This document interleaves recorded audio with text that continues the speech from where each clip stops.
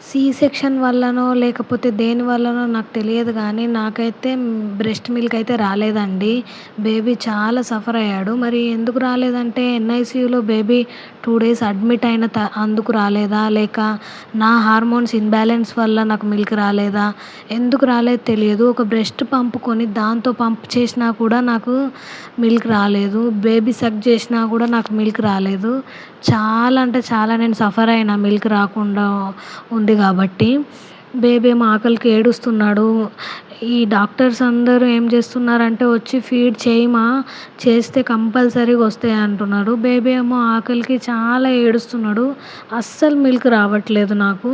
నాకు రావట్లేదంటే రాక కాదమ్మా, నువ్వు ఇయ్యక. ఇస్తే వస్తాయి, ఎవరికైనా వస్తాయి మదర్ అన్న తర్వాత. నువ్వు ఇయ్యక అవి రావట్లేదు అంటున్నారు.